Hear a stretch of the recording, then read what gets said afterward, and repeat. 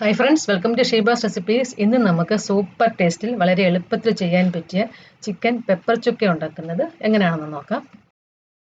ആദ്യമേ നമുക്കിതിനൊരു അരപ്പ് തയ്യാറാക്കണം. അപ്പം മിക്സിയുടെ ജാറിലോട്ട് 1.5 ടേബിൾ സ്പൂൺ കുരുമുളക് ഇട്ട് കൊടുക്കാം, 1 ടേബിൾ സ്പൂൺ പെരുംജീരകം, കുറച്ച് വെളുത്തുള്ളി. ഞാനിപ്പം കുറച്ച് വലിപ്പമുള്ള 7 എണ്ണം എടുത്തിട്ടുണ്ട്.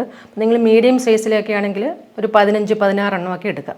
2 പച്ചമുളക്, ചെറിയൊരു പീസ് ഇഞ്ചി, ഒരു 1/4 ഇഞ്ച് സൈസിൻ്റെ ഇഞ്ചി കുറച്ച് മതി, കുറച്ച് കറിവേപ്പില. ഇതിലോട്ട് കുറച്ച് വെള്ളം ഒഴിച്ചിട്ട് നല്ലതായിട്ടൊന്ന് അരച്ചെടുക്കാം. അപ്പോൾ ഈ ഒരു രീതിയിലൊന്ന് അരച്ചെടുത്തിട്ടുണ്ട്. ചെറിയൊരു തരിയായിട്ടൊക്കെ ആയിരിക്കും, കുഴപ്പമില്ല. ഇപ്പോൾ പാനിലോട്ട് കുറച്ച് വെളിച്ചെണ്ണ ഒഴിച്ചു കൊടുക്കാം. വെളിച്ചെണ്ണ ഒന്ന് ചൂടാകുമ്പം ഈ സവാള അരിഞ്ഞിട്ട് കൊടുക്കാം. വലിയൊരു സവാള ഈ ഒരു സൈസിലൊന്ന് അരിഞ്ഞിട്ടുണ്ട്, കുറച്ച് കറിവേപ്പില. ഇതൊന്ന് വഴറ്റി കൊടുക്കാം. സവാളയ്ക്ക് പകരം നിങ്ങൾക്ക് ചെറിയ ഉള്ളി ഉണ്ടെങ്കിൽ അതെടുത്താലും മതി, ഒരു 100-150 ഗ്രാമൊക്കെ.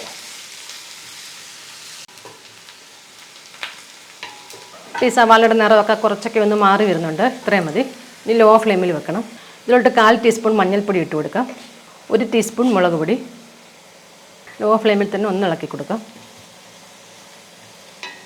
ഇനി ഇതിലോട്ട് ഈ ചിക്കൻ ചേർത്ത് കൊടുക്കണം. ഞാനിപ്പോൾ 1/2 കിലോ ചിക്കൻ എടുത്തിട്ടുണ്ട്. കുറച്ച് ചെറിയ പീസായിട്ട് കട്ട് ചെയ്യണം. ക്ലീൻ ചെയ്തതിന് ശേഷം 1/2 കിലോ ഉണ്ട്.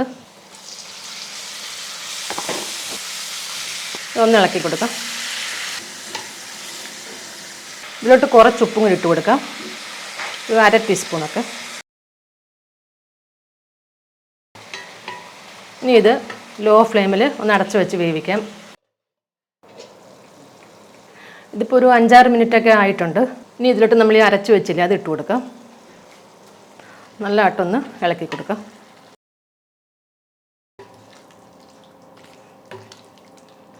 ഇതിപ്പോൾ നല്ലതായിട്ട് മിക്സ് ആയിട്ടുണ്ട്. ഇനി ഇത് ഒന്ന് കൂട്ടി വെച്ചിട്ട് ലോ ഫ്ലെയിമിൽ അടച്ചു വെച്ച് വേവിക്കണം.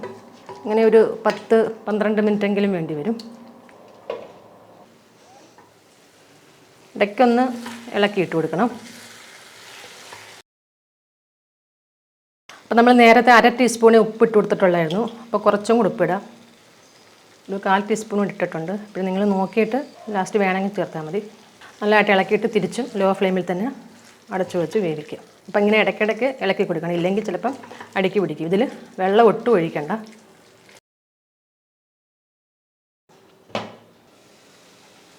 ഇപ്പോൾ ചിക്കനൊക്കെ ഇവിടെ വെന്തിട്ടുണ്ട്. ഒന്ന് നിരത്തിയിട്ട് കൊടുക്കാം.